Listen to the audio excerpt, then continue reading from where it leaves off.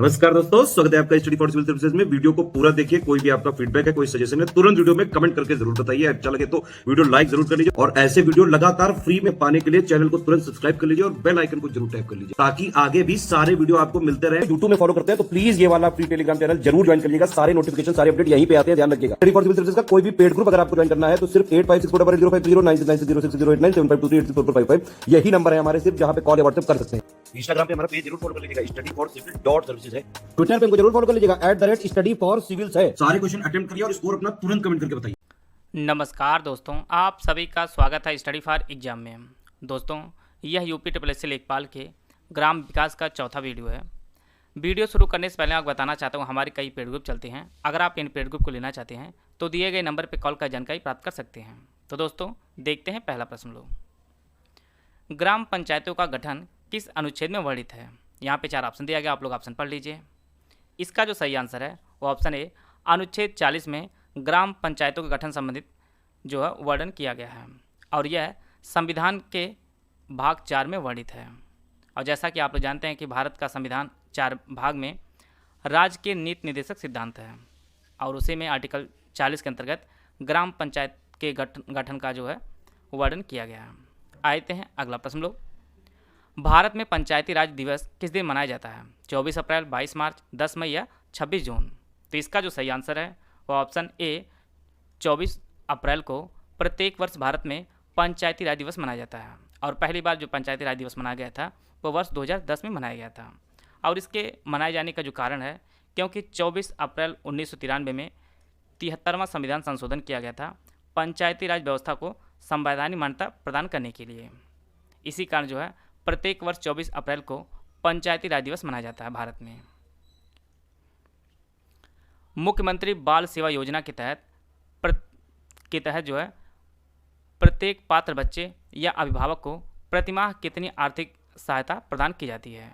2000, 2500, 4000 या 5000 रुपये? तो इसका जो सही आंसर है वो ऑप्शन सी, 4000 रुपये प्रतिमाह प्रदान की जाती है। मुख्यमंत्री बाल सेवा योजना के तहत जो है जिन बच्चों के माता पिता कोविड के दौरान जो है शरीर छोड़ दिए थे, उन्हें प्रत्येक माह 4000 रुपये राशि जो प्रदान की जाती है। अगर उसके अभिभावक हैं तो यह राशि उन्हें दी जाती है, अगर अभिभावक नहीं तो उस बच्चे को जो है यह धनराशि प्रदान की जाती है। और इसी योजना के तहत जो लड़कियां हैं उनकी शादी के समय जो है 1,01,000 रुपये प्रदान किया जाएगा मुख्यमंत्री बाल सेवा योजना के तहत।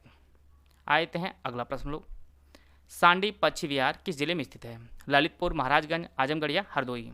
तो इसका जो सही आंसर है वो ऑप्शन डी, हरदोई जिला में स्थित है सांडी पश्चिम विहार। और इसकी जो स्थापना है वह वर्ष 1990 में इसकी स्थापना की गई थी। और यह एक रामसर साइट भी है, सांडी पश्चिम विहार, जो हरदोई जिले में स्थित है। और वर्तमान में कुल उत्तर प्रदेश में 10 रामसर साइट है। यह भी आप लोग नोट कर लीजिएगा, जो सभी राज्यों में सर्वाधिक है। आते हैं अगला प्रश्न लोग।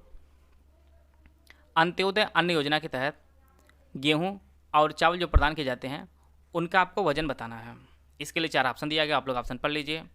अंत्योदय अन्न योजना वर्ष 2000 में शुरू की गई थी। वर्ष 2000 में शुरू की गई थी अंत्योदय अन्न योजना। और इस योजना के तहत पात्र परिवार को 20 किलो गेहूँ दिया जाता है और 15 किलो चावल दिया जाता है। और इसका जो रेट है, 20 किलो जो गेहूँ दिया जाता है वह 2 रुपये प्रति केजी से 2 रुपये प्रति केजी, और चावल जो दिया जाता है वो 3 रुपये प्रति केजी की दर से दिया जाता है। 20 किलो गेहूं और 15 किलो चावल, टोटल 35 किलो दिया जाता है प्रत्येक पात्र परिवार को अंत्योदय अन्न योजना के तहत, 2 रुपये गेहूं और 15 रुपये चावल की दर से। इसका जो ऑप्शन डी है वह सही है। उत्तर प्रदेश में कुल कितने नेशनल पार्क हैं? 1, 2, 3 या 4? तो इसका जो सही आंसर है वो ऑप्शन ए, 1 नेशनल पार्क है उत्तर प्रदेश में, लखीमपुर खीरी वाला। इसका जो ऑप्शन ए है वह सही है। और 1977 में लखीमपुर खीरी को जो है नेशनल पार्क घोषित किया गया था। लखीमपुर खीरी नेशनल पार्क जो है 1977 में घोषित गया था। और बाद में 1987 में जो है इसे टाइगर रिजर्व घोषित किया गया था।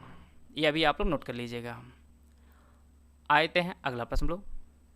भारत का पहला कृषि विश्वविद्यालय कहाँ स्थापित किया गया है? कानपुर, भोपाल, पटना या पंतनगर? तो इसका जो सही आंसर है वो ऑप्शन डी, पंतनगर में। भारत का पहला कृषि विश्वविद्यालय जो है वह पंतनगर में स्थापित किया गया है और पंतनगर यह उत्तराखंड में स्थित है। इसकी जो स्थापना की गई थी वह वर्ष 1960 में जो है इसका उद्घाटन किया गया था और इसका उद्घाटन उस टाइम के जो प्रधानमंत्री पंडित जवाहरलाल नेहरू ने इसका उद्घाटन किया था। और इसका जो पूरा नाम है वह गोविंद वल्लभ पंत कृषि एवं प्रौद्योगिकी विश्वविद्यालय इसका पूरा नाम है और इसे भारत में हरित क्रांति का दूत भी कहा जाता है इस यूनिवर्सिटी को। तो इसका जो ऑप्शन डी है वह सही है। प्रधानमंत्री उज्ज्वला योजना की शुरुआत कब हुई थी? 2014, 2015, 2016 या 2018? तो इसका जो सही आंसर है वह ऑप्शन सी, वर्ष 2016 में प्रधानमंत्री उज्ज्वला योजना की शुरुआत की गई थी और इसकी एग्जैक्ट डेट है वह 1 मई 2016 जो है इसकी एग्जैक्ट डेट है और इसकी जो शुरुआत है वह बलिया से की गई थी। अभी वर्ष 2021 में इसका दूसरा चरण भी शुरू किया गया था और इसका जो दूसरा चरण है वह अगस्त 2021 में महोबा से की गई थी। प्रधानमंत्री उज्ज्वला योजना की शुरुआत, इस योजना के तहत जो गरीब महिलाएं हैं उन्हें मुफ्त एलपीजी सिलेंडर दिया गया था। मुफ्त एलपीजी सिलेंडर दिया गया था प्रधानमंत्री उज्ज्वला योजना के तहत। आते हैं अगला प्रश्न लोग, सामुदायिक विकास कार्यक्रम कब शुरू किया गया था? 1950, 1951, 1952 या 1955? तो इसका जो सही आंसर है वो ऑप्शन सी, 2 अक्टूबर 1952 में देश के ग्रामीण क्षेत्रों में स्वास्थ्य, शिक्षा, स्वच्छता आदि में वृद्धि के उद्देश्य से यह योजना शुरू की गई थी, सामुदायिक विकास कार्यक्रम। तो इसका जो ऑप्शन सी है वह सही है। आते हैं अगला प्रश्न लोग, अशोक मेहता समिति ने पंचायती राज के लिए प्रणाली की संस्तुत की थी, एक स्तरीय, द्विस्तरीय, त्रिस्तरीय या चतुस्तरीय? तो इसका जो सही आंसर है वो ऑप्शन बी, द्विस्तरीय। अशोक मेहता समिति ने जो है पंचायती राज के द्विस्तरीय प्रणाली की संस्तुत की थी। तो इसका जो ऑप्शन बी है वह सही है।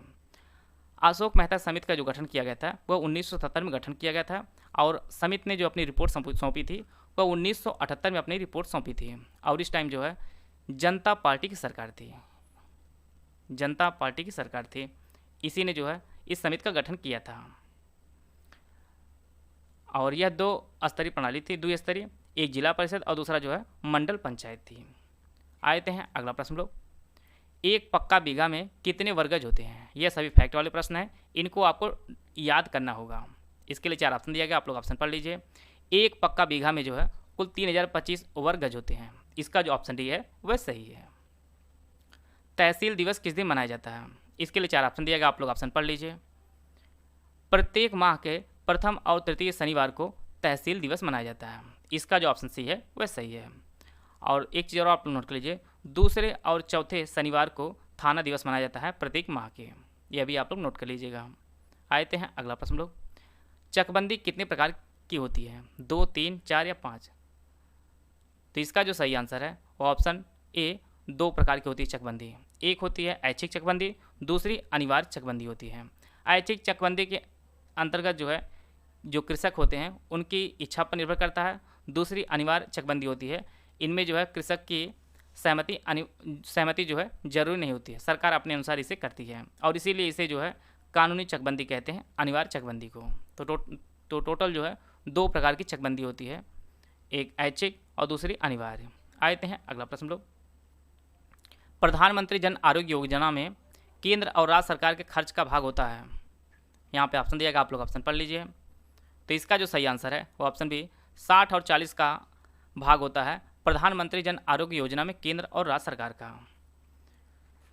इस योजना के तहत जो है पात्र परिवार को 5 लाख रुपए जो है मुफ्त इलाज कराया जाता है और इस योजना की शुरुआत है वह वर्ष 2018 में झारखंड के रांची जिले में जो है इस योजना की शुरुआत है वह की गई थी। तो इसका जो ऑप्शन बी है वह सही है। आते हैं अगला प्रश्न लोग, जनसंख्या के दृष्टि से अनुसूचित जाति की सर्वाधिक जनसंख्या किस राज्य में निवास करती है? उत्तर प्रदेश, बिहार, राजस्थान या मध्य प्रदेश? तो इसका जो सही आंसर है ऑप्शन डी, मध्य प्रदेश में। सर्वाधिक अनुसूचित जाति की जो सबसे अधिक जनसंख्या है वो आपके मध्य प्रदेश में निवास करती है। अगर बात करते हैं उत्तर प्रदेश की, तो उत्तर प्रदेश के सीतापुर जिले में सबसे अधिक जनसंख्या निवास करती है अनुसूचित जाति की, सीतापुर में। अगर राज्य पूछता है तो आपका मध्य प्रदेश होगा। आते हैं अगला प्रश्न लोग, उत्तर प्रदेश में कुल कितने विश्व विरासत स्थल हैं? 5, 2, 3 या 4? तो इसका जो सही आंसर है ऑप्शन सी, 3 विश्व विरासत स्थल हैं उत्तर प्रदेश में, और तीनों जो है आगरा में स्थित हैं। जैसा कि आप लोग जानते हैं, पहला आपका ताजमहल हो जाएगा, ताजमहल। दूसरा आगरा का किला, आगरा का किला। ये दोनों 1983 में घोषित किए गए थे विश्व विरासत स्थल, 1983। बाद में फतेहपुर सीकरी को 1986 में जोड़ा गया था विश्व विरासत स्थल में। तो इसका जो ऑप्शन सी है वह सही है। आते हैं अगला प्रश्न लोग। उत्तर प्रदेश में मान्यता प्राप्त स्टॉक एक्सचेंज है। यह कई बार परीक्षा में पूछा गया है, आगे भी परीक्षा में पूछा सकता है। लखनऊ में, प्रयागराज में, कानपुर में या गोरखपुर में। तो इसका जो सही आंसर है वो ऑप्शन डी, कानपुर में स्थित है मान्यता प्राप्त स्टॉक एक्सचेंज। तो इसका जो ऑप्शन डी है वह सही है। उत्तर प्रदेश की सबसे लंबी नहर कौन सी है? निचली नहर, शारदा नहर, केन नहर या घाघरा नहर। तो इसका जो सही आंसर है वो ऑप्शन बी, शारदा नहर। उत्तर प्रदेश की सबसे लंबी नहर जो है वह शारदा नहर है, और यह जो नहर है यह 1928 में बनकर तैयार हुई थी। आप लोग कमेंट बॉक्स में बताइएगा कि शारदा नहर की कुल लंबाई कितनी है। इसका उत्तर आप लोग कमेंट बॉक्स में बताइएगा, लंबाई कितनी है। आते हैं अगला प्रश्न लोग। अभी हाल ही में जो उत्तर प्रदेश विधानसभा चुनाव हुआ है उनमें कुल कितनी महिलाएं जो है विधायक बनी, वो आपको बताना है। 43, 45, 47 या 48। तो इसका जो सही आंसर है ऑप्शन डी, 47 महिला विधायक बनी हैं उत्तर प्रदेश विधानसभा चुनाव 2022 में। एक चीज़ और आप लोग नोट कर लीजिएगा, अगर मंत्री पूछते हैं तो टोटल 5 महिला मंत्री बनी हैं उत्तर प्रदेश विधानसभा चुनाव 2022 में के तहत। तो जो महिला विधायक बनी वह 47 बनी है और मंत्री 5 बनी हैं। आते हैं अगला प्रश्न लोग। अर्जुन बांध जो है वह किस जिले में स्थित है? ललितपुर, महाराजगंज, आजमगढ़ या महोबा। तो इसका जो सही आंसर है ऑप्शन डी, महोबा में स्थित है अर्जुन बांध। इसका जो ऑप्शन डी है वह सही है।